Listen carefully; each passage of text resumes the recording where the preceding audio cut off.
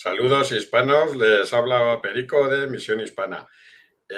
Bueno, esta tarde de domingo tenemos un programa seguro que muy entretenido, aunque habrá mucha gente por ahí de viaje, pero bueno, ahí quedará grabado para que luego lo vean.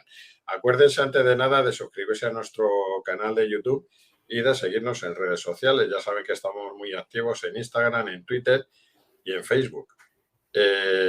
Bueno, hoy tengo aquí a mi amigo Emilio Acosta, director de la página Venezuela Provincial, que es un divulgador estupendo y ha sacado hace muy poquitas fechas un nuevo libro. Entonces vamos a hablar sobre él porque me parece un tema muy llamativo y muy desconocido también. Buenas tardes, Emilio, ¿cómo estás? Hola Perico, bueno, encantado de estar una vez más contigo en tu canal de YouTube, misionhispana.es, ¿no? Es increíble la labor que haces tratando de divulgar nuestra historia hispánica, ¿no? Y de aquellas cosas que nos unen tanto culturalmente como de otras índoles, ¿no? Así que bueno, encantado de estar una vez más contigo compartiendo, hermano. Bueno, fenomenal, Emilio. Ya ha estado anteriormente con nosotros, entonces ya nuestros seguidores le conocen. Como digo, es el director del canal Venezuela Provincial, que además también está muy activo en Instagram, sobre todo. En TikTok también estás, ¿verdad? No, en TikTok todavía no. No, Estamos entonces, estamos en Facebook, en Instagram, en YouTube, por supuesto, para ahí es donde subimos nuestras entrevistas y todos estos asuntos.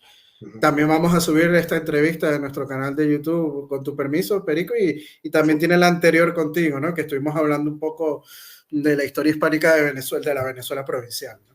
eso es. Bueno, ahí les dejo el enlace, muy fácil, ponen en YouTube Venezuela Provincial y enseguida encuentran el canal de nuestro amigo Emilio. Emilio, que bueno, es canario, pero estuvo muchos años viviendo en Venezuela y por las circunstancias de la vida, pues ha tenido que volver, pero esta vez a la península. Está por aquí muy cerquita mío. Bueno, Emilio, eh, a mí me llamó muchísimo la atención hace poquito tiempo cuando vi, cuando al anunciar en redes sociales, en tus cuentas, que Ujú. habías sacado un nuevo libro que se acababa de publicar, que es sobre mitos y leyendas o temas, historias un poco misteriosas, ¿no? Ujú. Que se desarrollaron en el ámbito de lo que es el Imperio Español. Entonces me parece un tema muy interesante. Voy a compartir aquí la portada del libro para que nos Ujú. lo puedan ver todos nuestros seguidores. Crónicas sobrenaturales del Imperio Español. Rarezas, misterios y fenómenos paranormales. Toma ya. Entonces, claro, yo cuando lo vi, de entrada me sorprendió bastante. Eh, es un tema en general, yo creo que muy desconocido, por lo menos para mí, Ujú. prácticamente desconocido por completo. Pero en el fondo me parece que es muy interesante lo que acabas de hacer, porque en esto, como en tantas otras cosas, sufrimos de lo que es una subordinación cultural respecto, pues, a la cultura dominante actualmente, que es la anglosajona, ¿no? Por los medios de Ujú. comunicación, el cine, etcétera, etcétera. Porque, por ejemplo, todo el mundo le suena y ha escuchado montones de veces hablar del monstruo del lagonés. Pero sin embargo, de estas historias o de estos fenómenos que hablas en tu libro, pues la mayoría no los hemos oído nunca. Entonces ya era hora de que se dieran a conocer también. Entonces, cuéntanos, Emilio, cómo se te ocurrió, cómo surgió Ujú. la idea o la cosa de escribir un libro sobre este tema, que es muy llamativo. Bueno, sí, es una pregunta que me suelen hacer mucho, ¿no? Porque la gente está acostumbrada a mis artículos de investigación histórica en Venezuela provincial, que toco más que todo temas políticos de la historia provincial de Venezuela y el mundo hispánico, o temas económicos, sociales, culturales, ¿no? O aquellas grandes batallas que se dieron durante los 300 años de la monarquía hispánica en Venezuela y en el conjunto de la monarquía hispánica. Pero claro, yo tengo más de 10 años investigando estos temas de la monarquía hispánica en archivos y fuentes primarias, más que todo. Y claro, iba descubriendo de vez en cuando estos temas que digamos que sobresalta lo sobrenatural, ¿no? Y me llamaba mucho la atención, porque claro, yo trataba de buscarle una explicación lógica a aquellos archivos que me iba consiguiendo, y dije, esto llama mucho la atención y lo iba guardando, ¿no? Y dije, en algún momento me va a servir para publicar algún artículo o algún temario, ¿no? Y entonces, claro, llegó un momento que la gente me estaba pidiendo sacar un libro y dije, bueno, tengo bastantes de estos archivos y crónicas sobrenaturales, ¿no? De la época del Imperio Español, y nadie se ha atrevido a sacar un libro hablando de este tema, ¿no?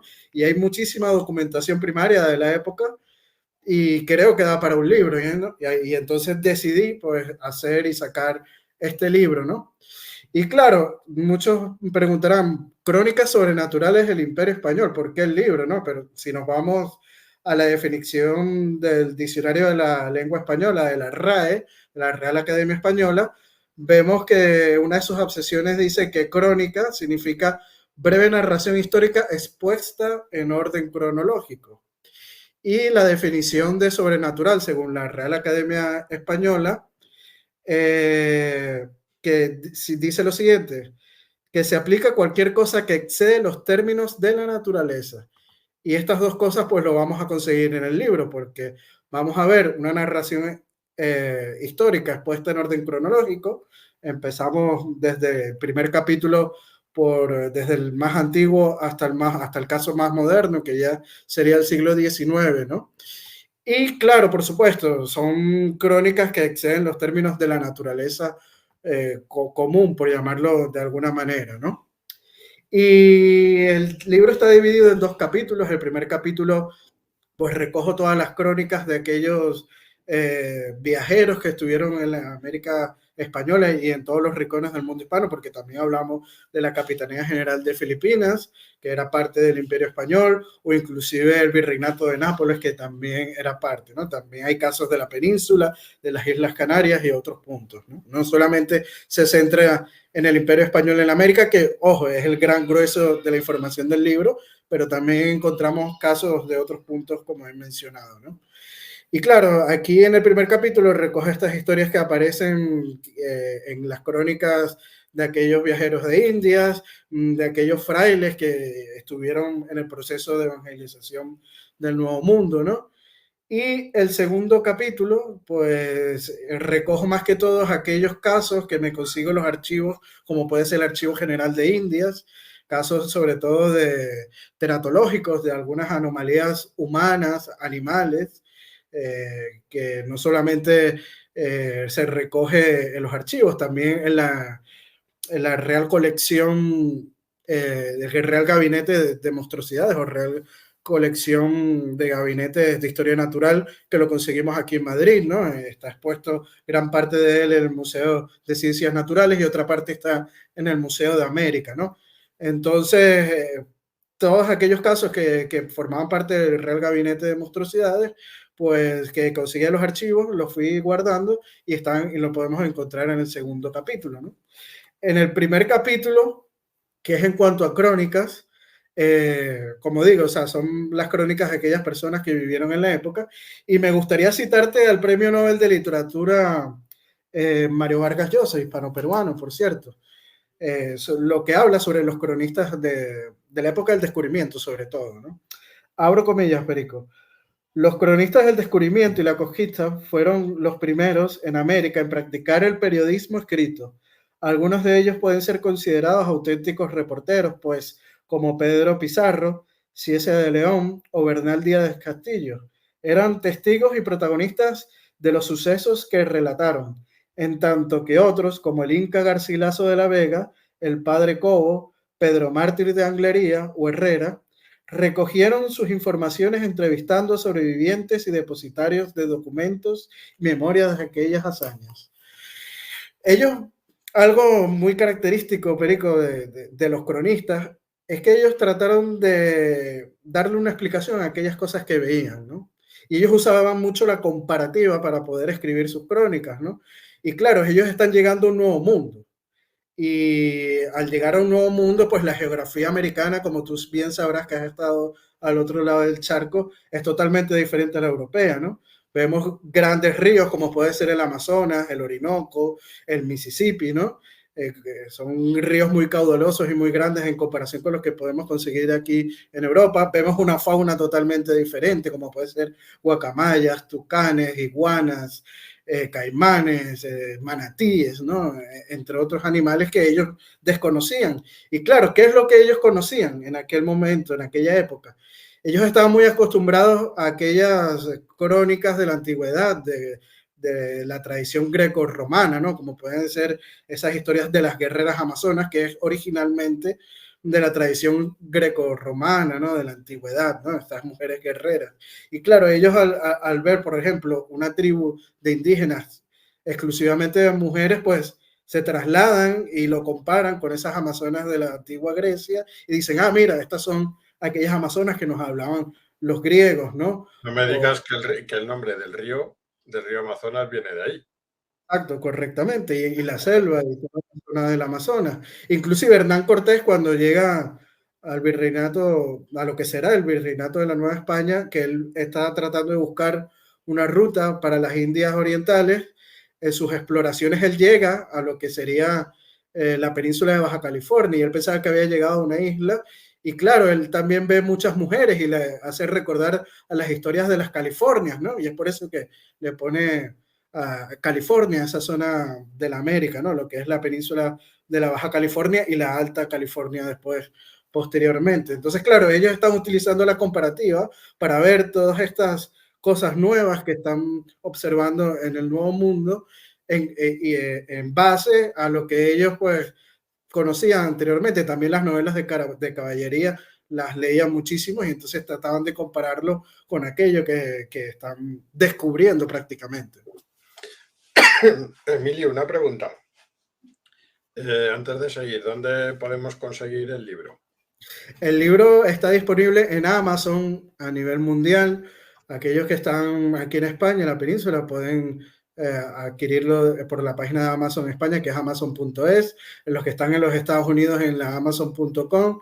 Igual a la gente que está, por ejemplo, en México, en el Amazon de México pueden conseguirlo, en el Amazon de Brasil y así sucesivamente, ¿no? Está disponible a nivel mundial a través de la plataforma de Amazon, y aquellos que les gusta ir a las librerías y comprar en físico, aquí en Madrid pueden comprarlo en la librería Tercios Viejos de Madrid, ¿no? Ahí está disponible pues este libro, Crónicas Sobrenaturales del Imperio Español, que estoy seguro que, bueno, es mi obra prima y espero que lo disfruten. Muy bien. Oye, pues nada, eso es otro camino, otra vía de investigación que habría que hacía falta abrir, ¿no? Porque es lo que decíamos al principio, todo el mundo hemos oído hablar de Jack el Destripador, del monstruo del lago Ness, del misterio de Stonehenge, de no sé qué, pero claro, luego resulta que tenemos en nuestra propia historia, tenemos un montón de casos o de ejemplos muy curiosos y son completamente desconocidos. Otro ejemplo más de lo que decíamos antes de la subordinación cultural, ¿no? De lo que vemos es lo que nos llega a través de los medios de comunicación, de la televisión, de las series y de las películas en el cine. Así que muy bien, Emilio. Enhorabuena de nuevo por ese trabajo de investigación. Y hablando de investigación, yo te quería preguntar, aunque has mencionado algunas de las fuentes que has utilizado, que nos cuentes, porque esto no son cosas que alguien te ha contado al oído ni que se te han ocurrido a ti, esto lo has sacado de algún sitio. Entonces, háblanos de cuáles son las fuentes bibliográficas de las que te has nutrido para poder escribir el libro, de dónde has sacado estas historias y cómo has comprobado la veracidad de las mismas. Bueno, es una pregunta importante. Hay que recordar que el libro no son ni leyendas, ni mitos, ni nada de eso. Son historias reales que están documentadas de la época virreinal, ¿no? O de la época de la monarquía hispánica en general. Y son más que todos, como digo, o sea, cronistas de la época que recogen en sus memorias. Está el caso de Pedro Ángel de Anglería, de Pedro Mártir de Anglería, que él trata en sus crónicas, pues habla mucho sobre estos casos sobrenaturales. Él reseña avistamientos de sirenas, inclusive de tritones, ¿no? Que son eh, en el sexo masculino, ¿no? de las sirenas y otros casos, ¿no? Vemos Pedro Cieza de León, también lo recojo en sus crónicas, el mismo Fray Bartolomé de las Casas, que ojo, no es mi cronista favorito de Indias, ¿no? Pero él hace una explicación muy interesante, sobre todo del caso del avistamiento de luces que recoge Cristóbal Colón en su diario a bordo, ¿no? Que es Bueno, otra de las... cuéntanos, Sí. cuéntanos, porque era lo primero que te iba a preguntar por las luces de Colón. Cuéntanos, porque eso lo tiene que conocer todo el mundo. Venga. Venga, vamos a contarlo, ¿no? Pues un caso, el primer caso prácticamente de lo que fue el descubrimiento de América, de estos crónicas sobrenaturales, ¿no? Y es que, claro, Cristóbal Colón, cuando sale de Puerto de Palos, él prácticamente va a lo desconocido, tratando de buscar una ruta a las Indias Orientales, ¿no? Y justamente unas horas antes del 12 de octubre, en lo que sería la noche del 11 de octubre, él recoge en su diario a bordo, esto está documentado, escrito de su puño y letra, no nos estamos inventando nada. Como digo, en el libro todo está documentado, ¿no? Si no es de las crónicas de las personas que vivieron en la época, son de los mismos archivos documentales como el de Indias, como el Archivo General de la Nación Colombiana, como el Archivo General de Chile, entre otros, ¿no? Y Colón recoge en su diario a bordo que él había visto en la noche del 11 de octubre, unas horas antes del 12 de octubre, que Rodrigo de Triana pues gritara a tierra, ¿no? A la vista, que había visto unas luces en el horizonte, ¿no? Y claro, esto llama mucho la atención, unas luces al horizonte, ¿no? Y unas horas antes del 12 de octubre. Y claro, mucha gente que es fanática de la ufología y los ovnis, ojo, yo soy la persona más escéptica del mundo, hay que decirlo así, ¿no? Pero claro, llama mucho la atención y las personas que son fanáticas de la ufología y los ovnis, pues dicen que pudo haber sido extraterrestres que estaban ahí en ese momento para poder avistar ese momento que iba a prácticamente a cambiar la historia de la humanidad, porque hay un antes y después en la historia de la humanidad, después del descubrimiento de América ese día 12 de octubre, aunque lo había visto las luces el 11 de octubre. Y claro, también suceden otras cosas muy extrañas. Si quieres te leo la crónica de Fray Bartolomé. Aquí el cronista de Indias, Bartolomé de las Casas, recoge la historia de Cristóbal Colón y citan en su resumen del diario de Colón lo siguiente. Abrimos comillas. Los navegantes observaron el punto norte y encontraron que las agujas giraban un punto completo al oeste del norte. Así que los marineros se alarmaron y abatieron y no dieron razón de sí, pero el almirante lo sabía y ordenó que se volviera a observar el norte al amanecer. Luego descubrieron que las agujas eran verdaderas. La causa fue que la estrella brillante hace el movimiento y no las agujas. O sea, la brújula que llevaban a bordo de los, de la Santa María, pues se había vuelto loca. O sea, esto también es muy raro, muy extraño, y esto lo recoge, bueno, estoy leyendo el resumen de Fray Bartolomé de las Casas, pero lo recoge el mismísimo Cristóbal Colón en su diario a bordo, ¿no? Y entonces, claro, son cosas que nos llaman la atención, que justamente unas horas antes del descubrimiento de América, pues pase estos avistamientos de luces, que las brújulas de a bordo de la Santa María se vuelvan locas. Y claro, Fray Bartolomé de las Casas, la explicación que él da sobre el avistamiento de las luces es muy lógica, ¿no?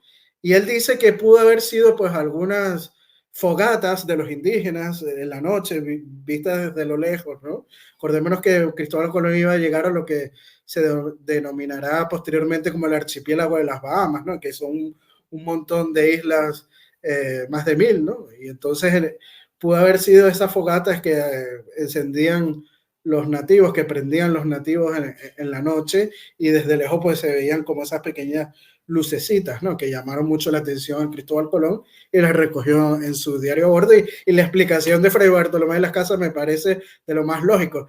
Algo muy importante, Perico, yo en el libro ni afirmo ni desmiento lo que escriben las personas de la época, ¿no?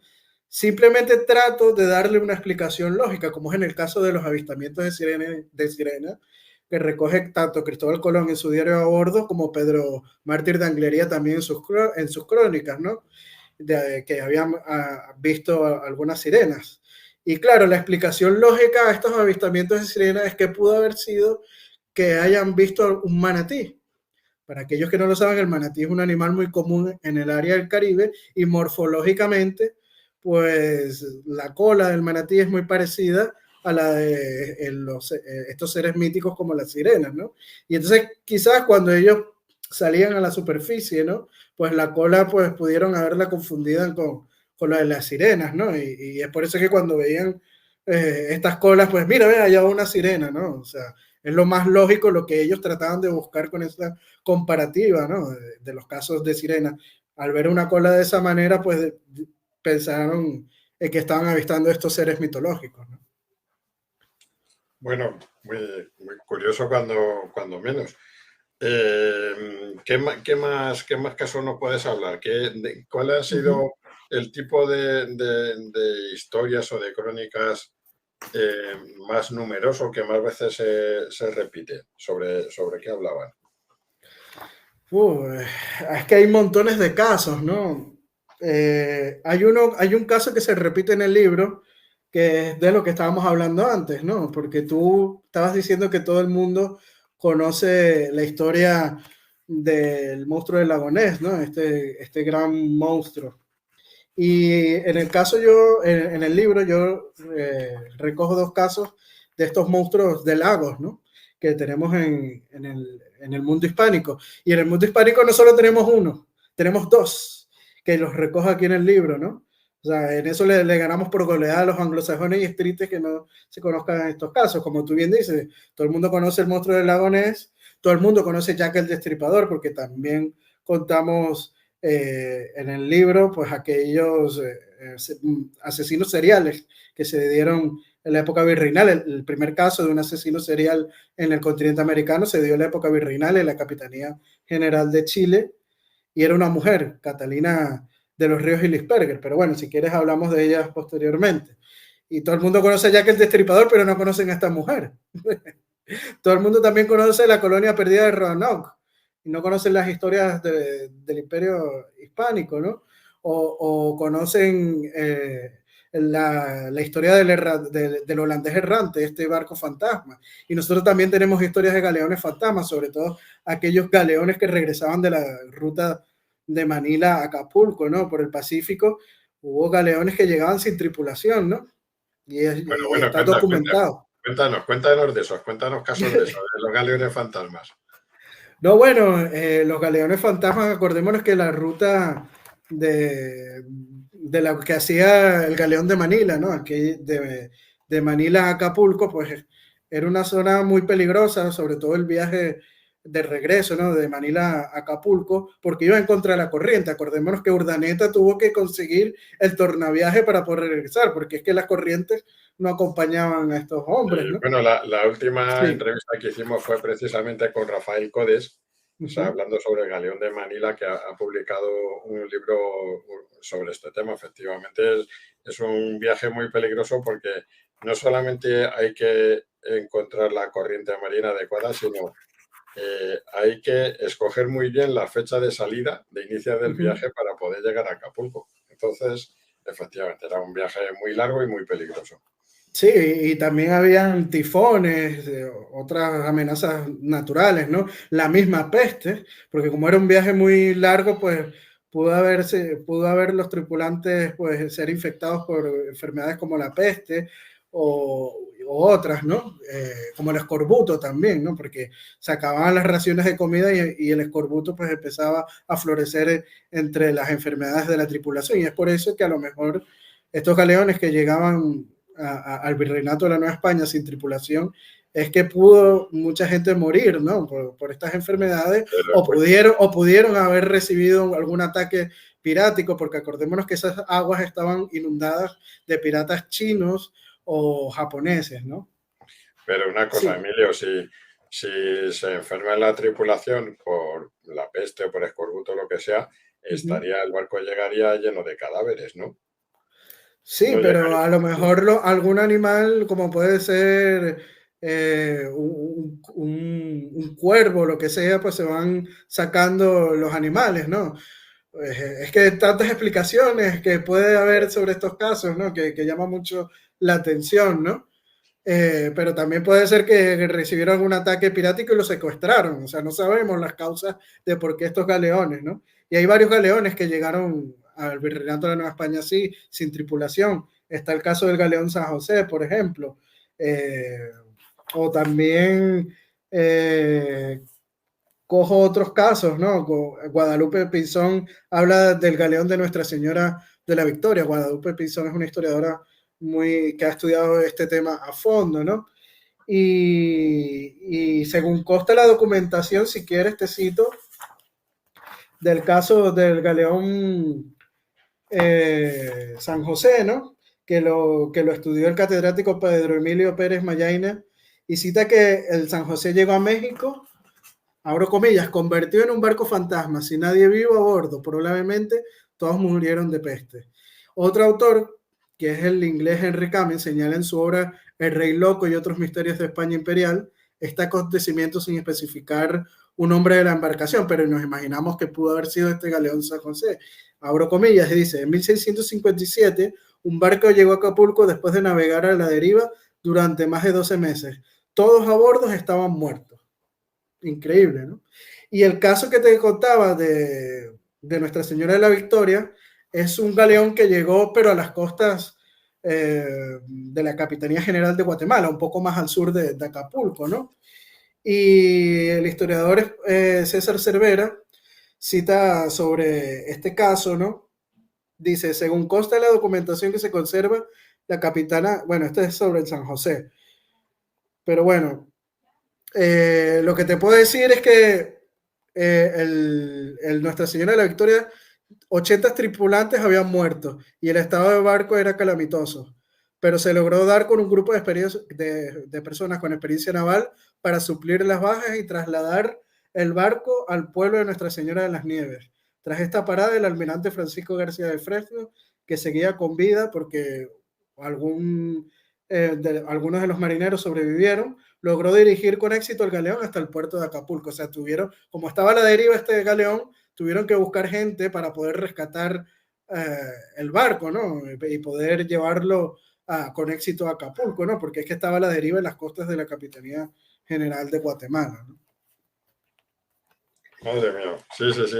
Oye, Sí. antes nos has hablado al principio que en el segundo capítulo del libro has encontrado crónicas, creo que te he entendido en los archivos de Indias, sobre todo tipo de rarezas o de anomalías genéticas, Congénitas. congénitas de personas y en animales. Cuéntanos.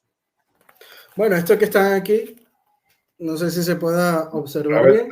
acércate un poco más. Ah, sí, sí, sí, ahí Sí, lo vemos, sí. ¿Eso qué es? vale. Bueno, ese es el monstruo de Batán y es un cerdo que nació con algunas anomalías congénitas, como lo podemos ver ahí. Sí, sí, sí. Batán queda en la Capitanía General de Filipinas y es un caso que se documentó en el año 1782 por el gobernador de Filipinas, José Vasco y Vargas. Y claro, antes de explicarte estos casos teratológicos, te voy a decir por qué se documentaban. Y es que cuando en el siglo XVIII llega a la monarquía hispánica una nueva dinastía, como son los Borbones, ellos con las reformas borbónicas, uno de los pilares principales que buscan desarrollar es la investigación científica, ¿no? Acordémonos que el siglo XVIII es el siglo de las luces, ¿no? Y entonces, claro, Felipe V crea su Real Gabinete de Historia Natural y crea una colección, ¿no? Y le informa a todas las autoridades de la monarquía hispánica, del imperio español, que aquellos casos de estas anomalías congénitas, tanto en animales como en seres humanos o inclusive en plantas, ¿no? Pues las informaran y las iban a estudiar y si de ser un caso que llamara mucho la atención y que fuera, pues, digámoslo, que pueda ingresar que valga la pena ingresar en la Real Colección del Real Gabinete de Historia Natural, pues se enviaba a la península, ¿no? Y entonces de todos los rincones del mundo hispánico encontramos este tipo de informes, ¿no? Con su respectivo dibujo de la anomalía congénita y una explicación del caso, ¿no? Y claro, este informe del monstruo de Batán, las autoridades lo estudian y se lo envían al rey Carlos III de España, que ojo, que fue Felipe V es el que crea el Real Gabinete de Historia Natural, pero Carlos III es el que lo abre al público y lo puede observar la gente de a pie. Y bueno, en el informe se envía y dice lo siguiente el gobernador José Vasco y Vargas sobre este caso del monstruo de Batán. Por recelar no llegaría a causa los largos caminos por tierra que se ofrecen por la vía de Acapulco y se repetirá cuando se proporcione ocasión por la vía del Cabo u otra oportuna. O sea, estaban buscando que el animal no sufriera en el traslado al otro lado del charco, ¿no?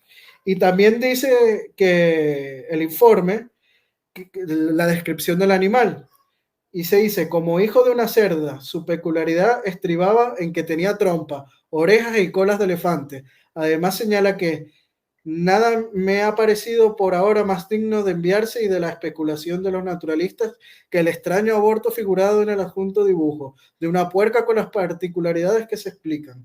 Inclusive algunos pobladores de la región decían que pudo haber sido alguna mezcla entre un ser humano y un cerdo, ¿no? O sea, esto se señala en el informe y como digo, o sea, se recogió y se hizo el dibujo del animal, ¿no? Sí, sí, sí. Y se le llama el monstruo de Batán. Igual vemos otros casos como puede ser el pollo de 3 pies de Cuba o de 3 patas, que es este que está aquí. Como Sí, sí, vemos, sí, tiene sí, 3 pies. Este es de la Capitanía General de Cuba y es de la colección de Juan Bautista Bru, de Ramón. Es una colección de láminas que él tiene que pasó a ingresar, por cierto, al Real Gabinete de Monstruosidades. Vemos el hombre cornudo del Reino de Murcia también, es otro caso muy importante de un hombre que nació con lo que se podría decir que es un cuerno, ¿no? Pero al final, pues es un caso que digamos que era una lesión tumoral que se forma en la piel que de una manera muy similar a los cuernos, pero estaba compuesta de queratina, ¿no? O sea, es una enfermedad congénita común y corriente, ¿no? Y también vemos el megaterio de Luján, que es un caso de unos huesos fósiles que se encontraron en el virreinato del Río de la Plata en 1787 y se desenterraron. La gente cuando descubrieron estos fósiles pensaban que se trataba de los huesos de un monstruo, ¿no? Y se desenterraron y se llevaron hasta la península para su estudio y se descubrió pues que era un animal prehistórico, ¿no? O lo que es una pereza gigante que vivió en la época prehistórica, un fósil, ¿no? Unos huesos prehistóricos y fue el caso que dio nacimiento a la paleontología moderna, que inclusive hasta el expresidente de Estados Unidos, Thomas Jefferson, conoció este caso y lo estudió mucho, ¿no? Porque él era aficionado a las ciencias y sobre todo a la paleontología, ¿no? Aquí vemos el dibujo, no sé si se puede ver, del esqueleto sí, sí, del sí, sí. fósil. Y este esqueleto está expuesto en el Museo de Ciencias Naturales de Madrid, pueden irlo a ver ahí. También vemos un caso de una malformación congénita en Querétaro, en el virreinato de la Nueva España. Aquí vemos la malformación genética, niño que nació con 4 piernas, ¿no? Sí. Ahí lo vemos. Pero bueno, Por cierto, aparece en la portada del libro también, ¿no? Aquí a los extremos. sí, sí, sí. Bueno, Emilio, Vemos casos de siamesas, las siamesas de Oaxaca, ¿no? Imagínate en aquella época una mujer que haya dado luz a una siamesa.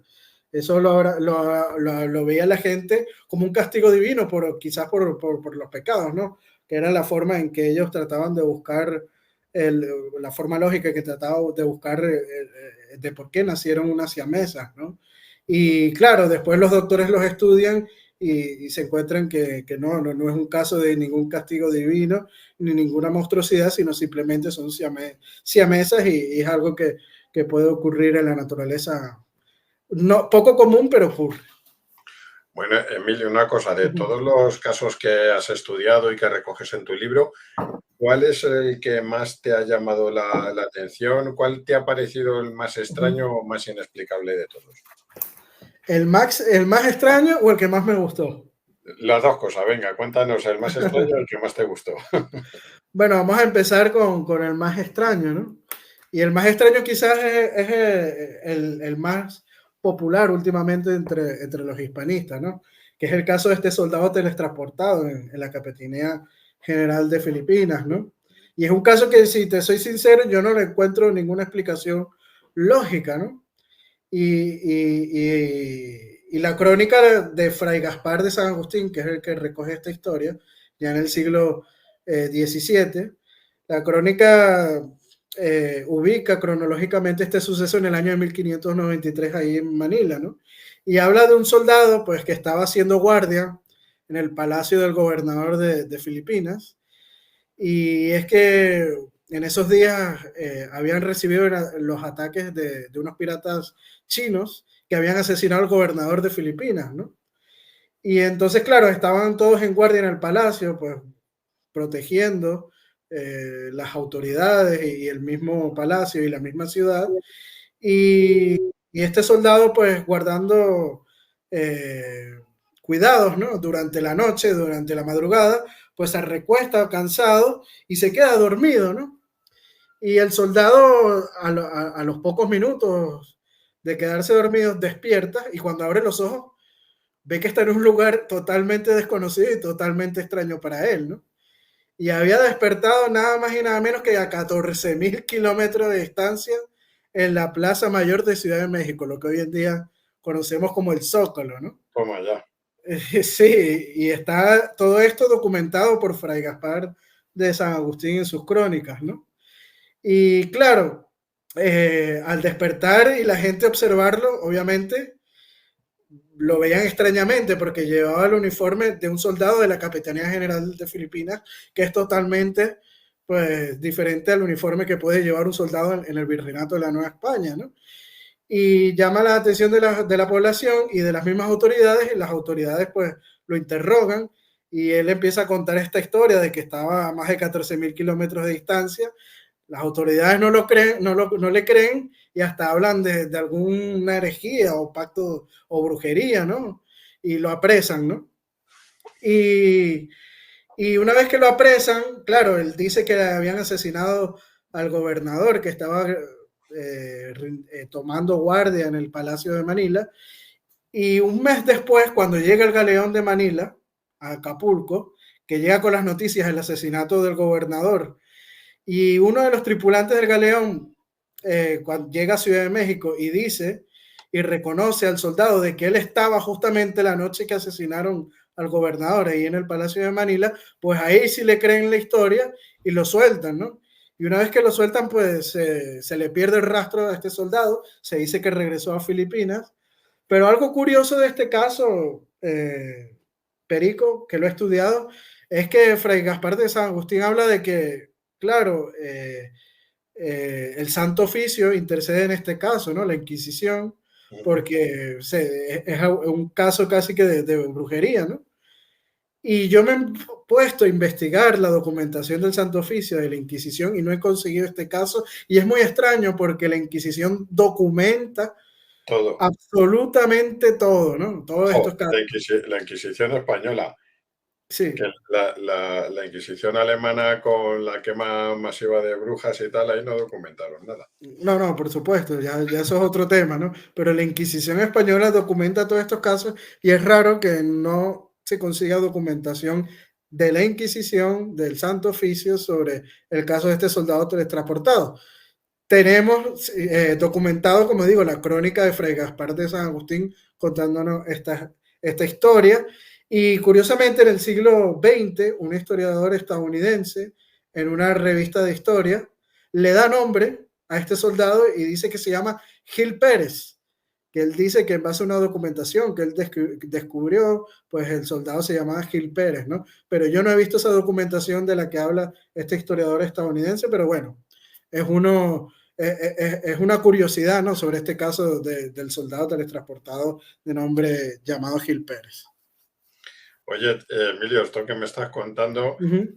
es para un programa de estos de Cuarto Milenio, de Iconiques y Fíjate. ¿No te ha invitado todavía o qué? No, no, no me invitaba. Espero que pueda ver el vídeo y me invite. Se lo recomendé por Twitter y me respondió, me puso así con el dedito, ¿no? Un emoticón. Bueno, lo he compartido el Sí, anuncio con él, a ver si lo ve y te invita. seguro. Me Pues preguntabas por el caso que más disfruté también, ¿no? sí, Sí, bueno, el caso que más disfruté aparece en la portada, que es de este señor que vemos aquí. No sé si se ve bien. sí, espera un momento que lo compartimos aquí. Sí, el señor ese que se ve ahí Sí, alto, ¿no? Y se trata nada más y nada menos que de Martín Salmerón y Ojeda. Y es un hombre que vivió en la vida real y hizo vida en el Virreinato de la Nueva España y es llamado el gigante de Chilapa. Chilapa es un pueblito del Virreinato de Nueva España. Y dirán, ¿por qué le llaman el gigante de Chilapa? Pues era un hombre que medía más de 2 metros. Y te podrás imaginar en esa época medir más de 2 metros cuando la altura promedio era 1,60. Y cuando él cumple 20 años, en 1796, él hace un viaje de su pueblito de Chilapa hasta la Ciudad de México, ¿no? Que acordémonos que la Ciudad de México en aquella época pues era el centro económico y cultural del Imperio Español. Madrid era el centro político, pues Ciudad de México era el centro económico y cultural de la monarquía hispánica, una gran metrópolis, ¿no? Y claro, Martín llega a la Ciudad de México midiendo más de 2 metros y empieza a llamar la atención de la gente y de las autoridades. Y las autoridades lo invitan, inclusive el virrey de Nueva España lo invita a su palacio para que haga una demostración de altura y de fuerza, ¿no? Y hace inclusive una especie de procesión o desfile por la principal avenida de Ciudad de México y le ponen a un capitán, a un militar capitán con las patillas largas y gruesas y gordito y bajito, ¿no? Al lado de él, al principio del desfile, ¿no? Encabezando el desfile y te podrás imaginar ver ese desfile en el siglo XVIII por las calles de Ciudad de México, un hombre que medía más de 2 metros junto a este capitán bajito y rechonchito, ¿no? Y escoltados por militares. Y claro, inclusive las autoridades lo llevan a la Casa de la Moneda de Ciudad de México, esa casa de la moneda donde se acuñaban los reales de A8, ¿no? Que circularon en todo el mundo. Ahí lo llevan a hacer una demostración de fuerza y de manipulación de la maquinaria para acuñar las monedas, ¿no? Una maquinaria que se necesitaban 8 personas para acuñar una moneda, pues el Martín Salmerón y Ojeda, el gigante de Chilapa, él solo podía manipularla. Imagínate la fuerza que tenía este hombre, ¿no? Y bueno, inclusive el Ayuntamiento de Ciudad de México lo invita al ayuntamiento y pide que se retrate, que se haga un retrato de él, que es el retrato que les mostré que aparece en la portada y también lo pueden ver en el libro de forma completa, ¿no? Ahí lo ven. Y el retrato es del año 1796, su autor es José María Guerrero, y lo pueden visitar en el Museo Nacional de Historia de Ciudad de México, que se encuentra en el castillo de Chapultepec, ese famoso castillo que mandó a construir el virrey de Nueva España, Bernardo de Galvez, ¿no? Y algo curioso, Perico, es que cuando llega la guerra de independencia o de secesión del virreinato de la Nueva España de México, Martín se mantiene leal a la monarquía hispánica y forma parte de los ejércitos del rey de España y lucha contra los insurgentes. Pero en una de estas batallas, en un intercambio de plomo, por llamarlo de alguna manera, es capturado por los insurgentes. Y claro, los insurgentes al ver a un hombre que medía más de 2 metros, usted podrás imaginar, ¿no? Cómo habrá llamado la atención de los insurgentes. Le dicen, bueno, te vamos a perdonar la vida, pero con la condición, eso sí, de que te cambies de bando. Y a Martín no le quedó otra de que cambiarse de bando al insurgente. Y el jefe insurgente, José María Morelos y Pavón, lo pone como uno de sus escoltas. O sea, Morelos tuvo como escolta a un hombre que medía más de 2 metros, que era este gigante de Chilapa, ¿no? Y bueno, cuando acaba la guerra de independencia de México o la guerra de secesión como lo queremos llamar, pues acordémonos, Perico, que la economía de México quedó totalmente destrozada, ¿no? Y ya no había dinero para ver estos espectáculos de fuerza, de altura del gigante, y que él hacía presentaciones en casa de los millonarios, de lo que es la oligarquía criolla en Ciudad de México. Inclusive llegó a estar en la Capitanía General de Guatemala haciendo estas presentaciones, pero ya la economía no estaba como para pagarle y ganarse el dinero con estas presentaciones de altura, ¿no? Y él se retira a su pueblito de Chilapa a trabajar en una hacienda, esto de la agricultura, ¿no? Y este caso nos recuerda mucho a esos fenómenos o freak shows que pasaban en los Estados Unidos a finales del siglo XIX o principios del siglo XX, ¿no? Sí, así, bueno, curiosísimo, de verdad que sí, que son historias totalmente desconocidas para la mayoría y que merece la pena rescatar. Una cosa, Emilio, Uh -huh. todos estos relatos, estas historias, ¿cómo han influido en la cultura popular y en las creencias, sobre todo en las diferentes regiones de América donde se produjeron estos relatos? Bueno, yo creo que la mayoría de los casos son muy desconocidos, ¿no? Es trabajo de archivo, de documentación, de las crónicas. Quizás el caso del monstruo del lago Tagua, que te había dicho que lo iba a nombrar anteriormente, ¿no? Estos monstruos de los lagos, Sí. que lo vemos aquí en la portada. A nivel local del lago Tagua, en San Vicente, en Chile, quizás sí sea famoso, ¿no? Y si quieres te cuento un poco la historia de este monstruo, ¿no? Y es que en la ciudad o el pueblo de San Vicente de Tagua, en Chile, en el año 1784 empezaron a correr unas noticias de que del lago salía un monstruo alado y de gran tamaño y con cuernos que se robaban las gallinas y atacaba a las vacas y le hacía daño pues a todos estos animales de corral, ¿no? Y empezó pues a la noticia a esparcirse y llega a las autoridades. Y claro, como las autoridades tenían, digamos que las órdenes de que cualquier de estos casos que llamaran la atención con animales o anomalías anatómicas, pues las informaran a la península para el Real Gabinete de Monstruosidades, pues ellos hacen un dibujo con los testigos de que dicen haber visto el monstruo y lo envían a la península, ¿no?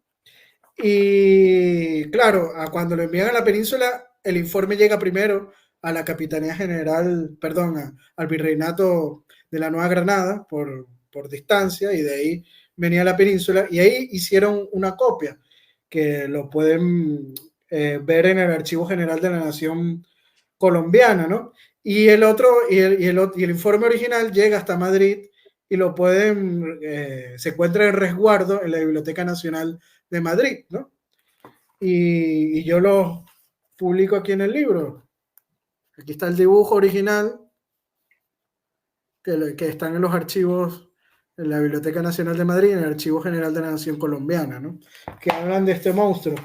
Y claro, lo describen de 3 metros de alto, con barba y melena, cuernos de toro y alas de murciélago, con sus enormes garras, captura una vaca mientras enrolla un cerdo con sus 2 colas. O sea, la descripción que hacen en el informe, que lo cito aquí en el libro, es increíble, es increíble. Y claro, cuando llega el informe y las noticias a Madrid, rápidamente también se empieza a esparcir la noticia. E inclusive llega a Francia y los periódicos franceses, muy amarillistas, recogen la historia y dicen, y empiezan a exagerarla, y dicen que han capturado al monstruo y que lo van a enviar a España, ¿no? A la colección de los reyes de España.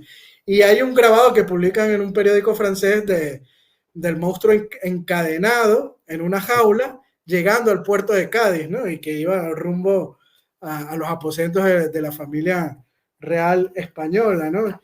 Y bueno, los diarios franceses empiezan a hacer pues también sus dibujos.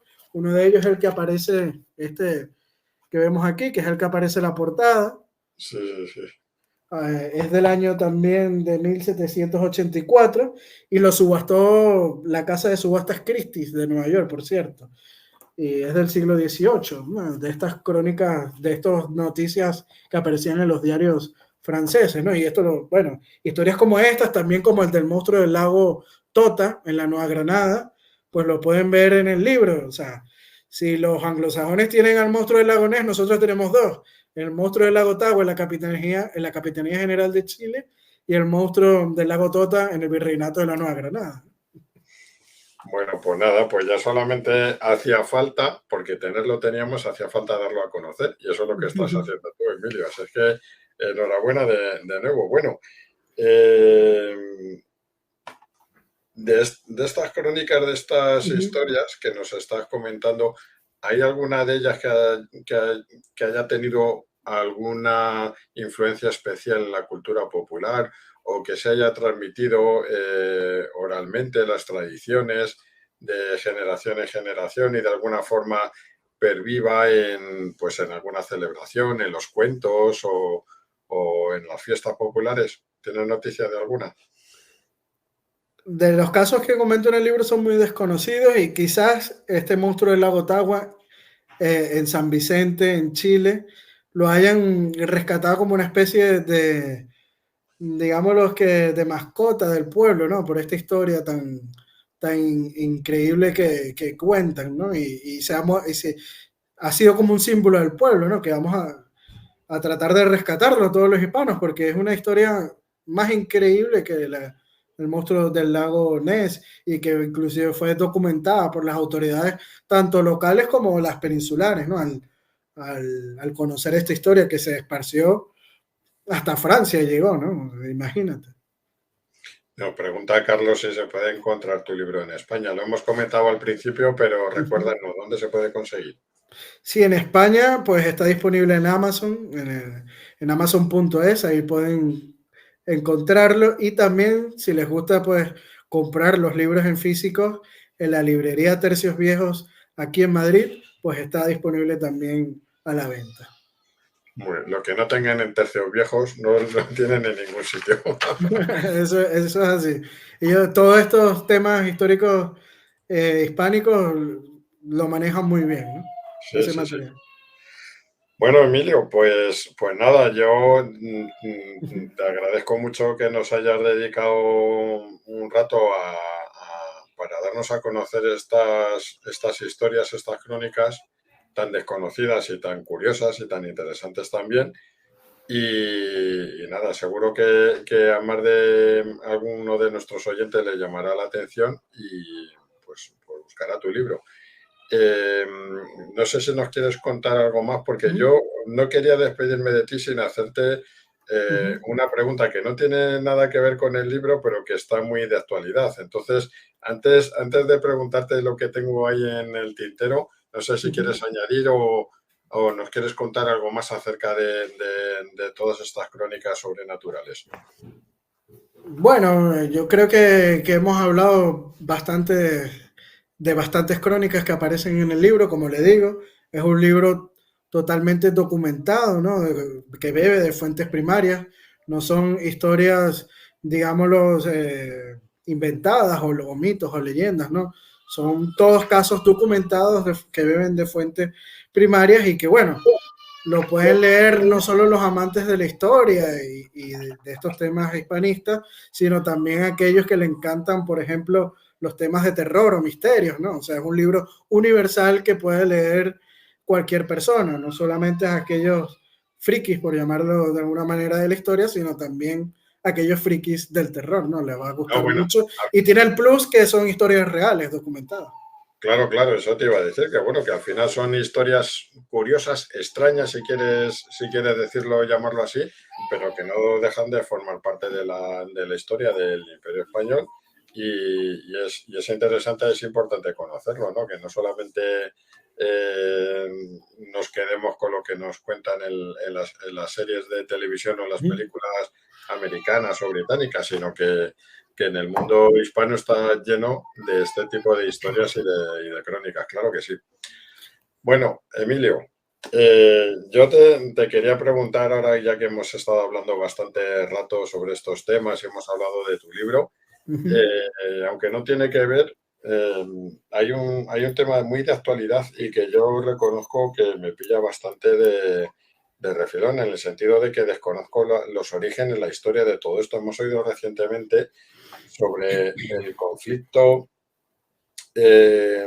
fronterizo o territorial entre Venezuela y Guyana, Ujú. por un territorio en concreto en el que de facto forma parte del territorio de Guyana, pero que Venezuela reclama como propio. Entonces, bueno, más allá de que el régimen venezolano pueda utilizar este tema como una forma de desviar la atención sobre otro tipo de cuestiones o de problemas en el país, yo sí que me parece muy interesante que nos cuentes brevemente cuál es el origen del conflicto, cuál es el estatus jurídico real de ese territorio en disputa, que ahora nos vas a explicar cuál es, porque al fin y al cabo estamos hablando de la integridad territorial de un país hispano, independientemente del régimen que esté ahora en el poder. Entonces, cuéntanos exactamente qué es lo que está pasando, en qué consiste el conflicto, cuáles son los orígenes y si hay peligro de que eso pase a palabras mayores y se convierta en un conflicto armado, un conflicto bélico. Bueno, es un tema que da bastante para hablar, ¿no? Quizás hasta para hacer otro podcast, ¿no? Otra entrevista.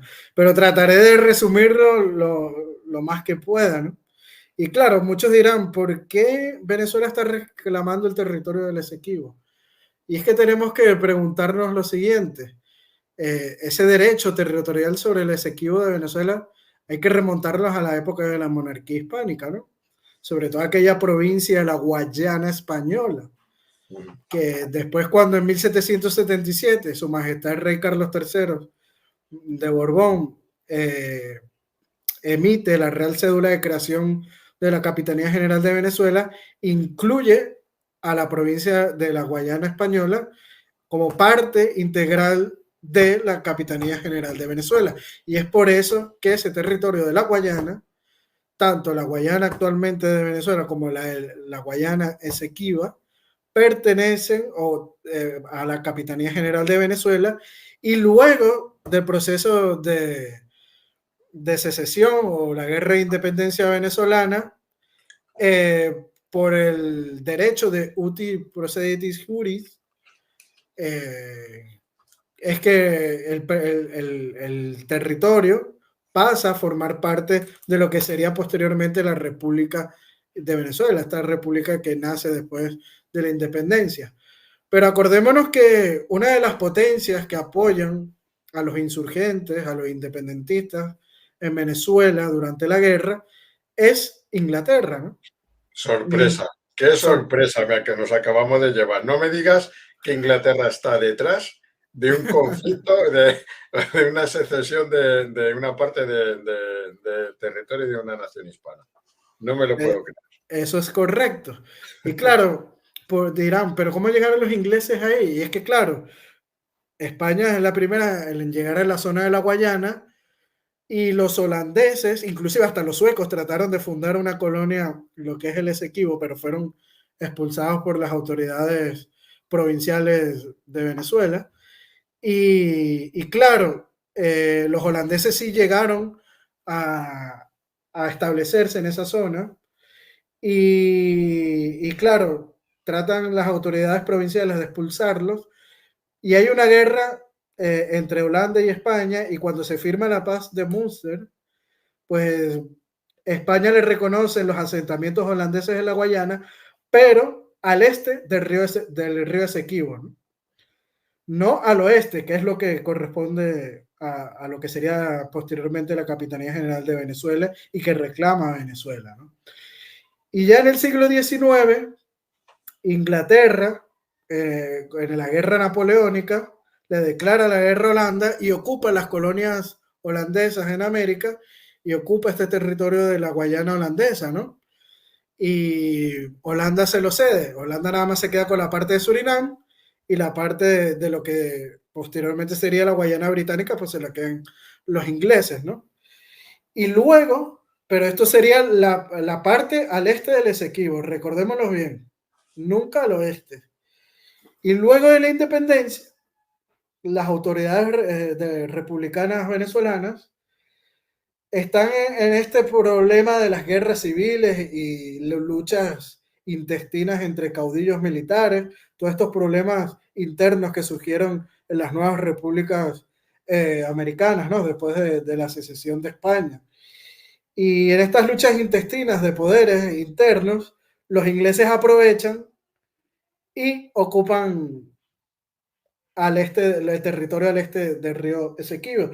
Inclusive llegaron a llegar hasta el pueblo de Tumeremo, que actualmente es Venezuela. Llegaron hasta ocupar toda esa zona. El objetivo de ellos era ocupar la zona del delta del Orinoco. ¿Por qué querían ocupar la zona del delta del Orinoco? Porque el río Orinoco llega hasta la zona de los llanos colombianos y toda esa sería una zona muy importante para poder introducir sus mercancías y poder comerciar inclusive hasta con lo que sería la actual Colombia, ¿no? Y es por eso el interés que ellos tienen por esta zona de la Guayana, ¿no? Y uno de los culpables de que Inglaterra se haya robado el territorio del Esequibo fue nada más y nada menos que el edecán de Simón Bolívar, que era un irlandés de nombre Daniel O'Leary, y le escribe cartas al gobernador de la Guayana Británica de que este territorio de Barima, que es la zona costera del Esequibo, pues es importante para el comercio, que es una gran entrada para Sudamérica por el río Orinoco y que hay que ocupar el territorio, ¿no? Inclusive hay un historiador venezolano que se llama Oscar Llanes que nos habla de la traición de Oleari, ¿no? De cómo Oleari, como embajador de negocios de Gran Bretaña, pues trata de defender los intereses de Inglaterra. Y claro, él es cuñado del presidente de Venezuela en aquel momento, que es Carlos Sublet. Y habían unos planes de poner un faro en la costa de Barima, en el Esequibo, las autoridades venezolanas, y Oleari le aconseja a Sublet que no lo haga, ¿no? Y Sublet, como era su cuñado, le hace caso, ¿no? Y entonces aquí se pierde una oportunidad de haber puesto un faro en la zona del Esequibo, haber pues tenido presencia en la zona que hoy en día pues se está reclamando, ¿no? Y los ingleses pues ocupan todo este territorio. Ya a finales del siglo XIX, Venezuela, ya un poco con más estabilidad, se queja a las autoridades internacionales de que han ocupado su territorio en la Guayana, ¿no? Y trata de buscar un laudo arbitral de que, pues, pueda dividir el territorio o que le devuelvan el territorio a Venezuela. Y es cuando se da el laudo arbitral de París, ¿no? A finales del siglo XIX. Pero cosa curiosa que Inglaterra pone como obligación de que los jueces de que lleven este caso sean norteamericanos, británicos y un ruso. El presidente de los jueces era el ruso.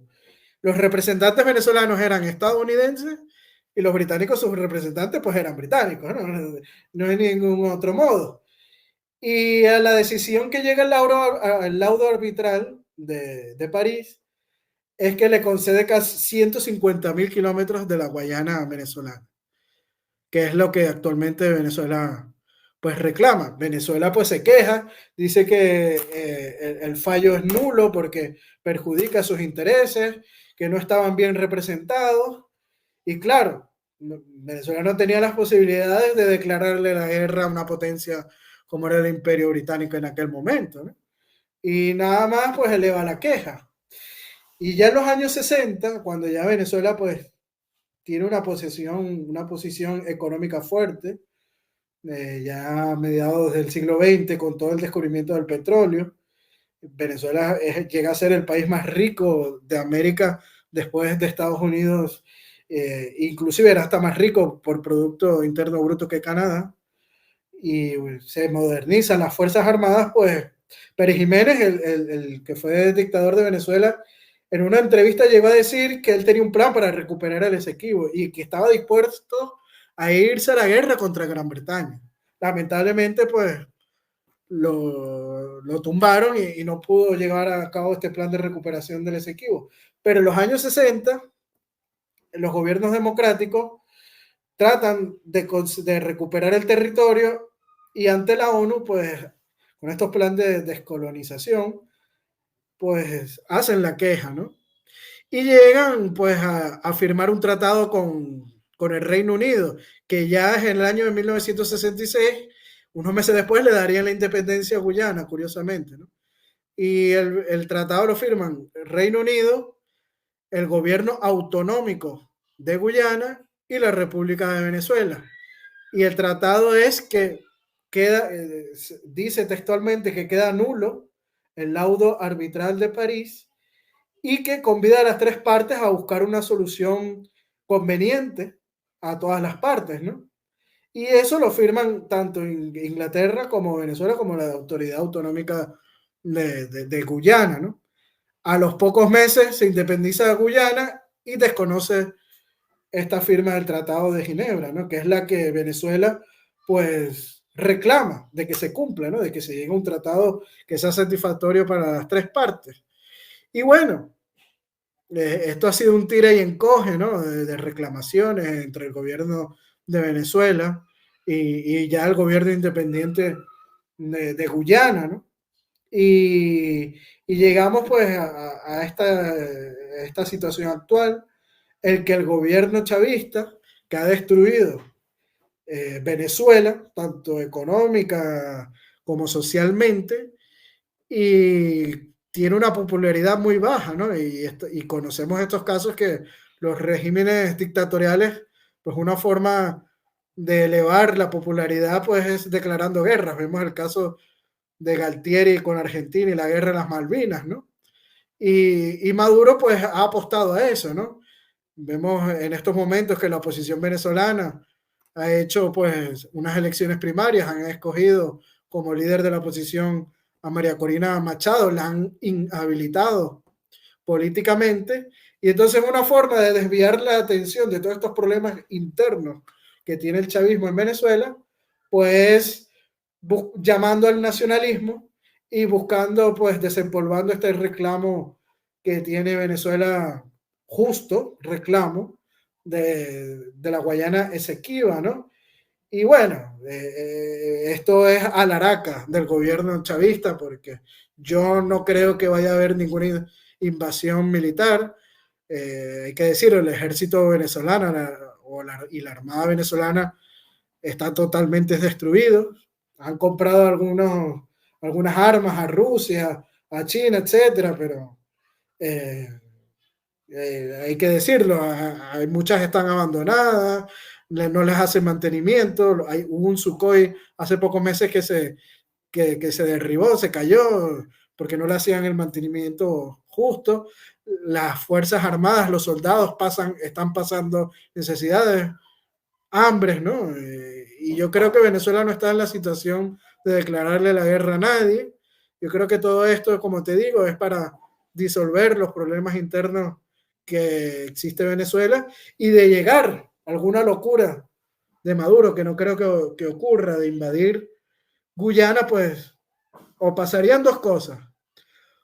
O recuperan el territorio, que es posible, es una de las posibilidades que sería positivo, ¿no? Porque Venezuela recuperaría un territorio que le es por derecho justo, o cae el gobierno de Maduro, que también lo veo positivo. Las Fuerzas Armadas de Guyana son 3.000 soldados, Venezuela tiene más de 100.000, es muy pequeña, pero ojo que a Guyana la apoyan tanto los Estados Unidos como los británicos, inclusive el vecino Brasil se ha reunido con militares brasileños con guyaneses, ¿no? O sea, vemos grandes potencias de la región y del mundo apoyando al gobierno guyanés y de intervenir una de estas potencias, pues ganarían de sobra al ejército venezolano y tumbarían al régimen de Nicolás Maduro, pero como te digo, eso lo veo muy remoto. Para mí esto es araraca chavista, pues tratando de disolver y disipar pues los problemas internos políticos que está viviendo Nicolás Maduro y el régimen chavista en la actualidad. Bueno, pues nada, me confirma lo que yo no conocía todos los antecedentes, la historia del origen del conflicto territorial en disputa, pero yo sospechaba claramente que era un tema de consumo interno, de desviar la atención de la opinión pública y para tapar un problema buscar otro problema más gordo para hacer mucho ruido y por lo menos durante una temporada desviar la atención.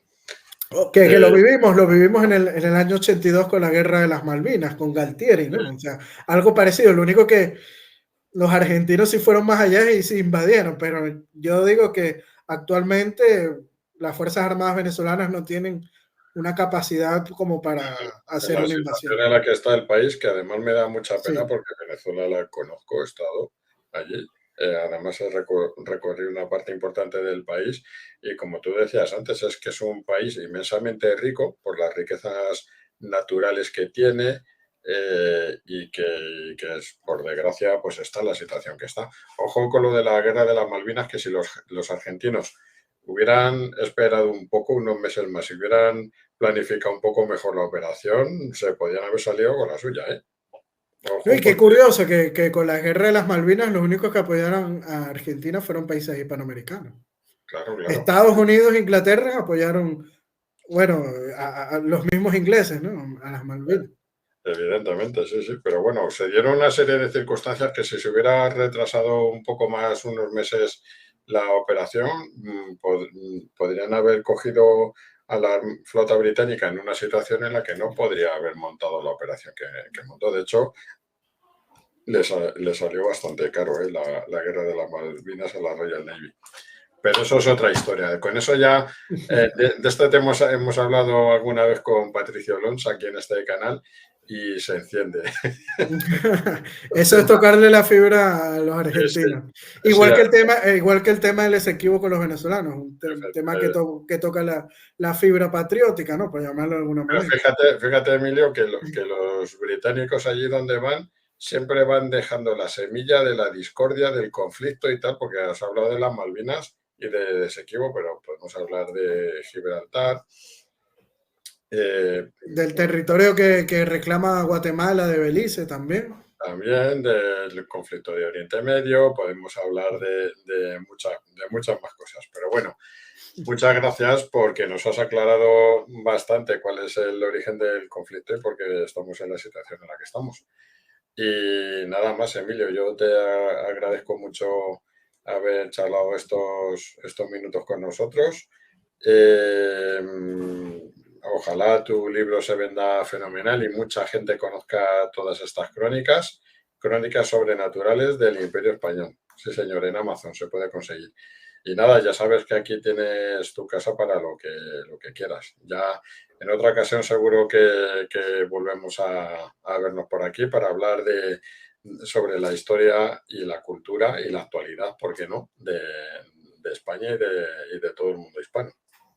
Pues yo encantado de participar en tu canal de YouTube, Perico. Para mí es todo un gusto y un honor.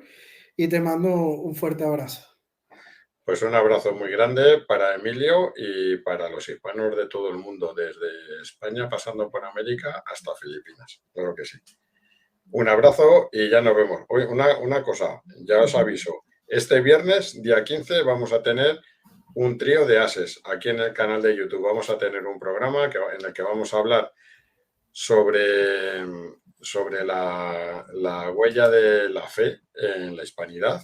Y para eso vamos a contar en nuestro canal con una profe hispanista, con el Capitán Perú y con Fidel Zavala, de México Hispanista. Casi nada. Vamos a tener un trío de lujo este próximo viernes, día 15, a las 9, a las 21 horas, peninsular española. Así es que aquí les esperamos, amigos. Un abrazo a todos y muchas gracias una vez más. Feliz domingo. Domingo, adiós.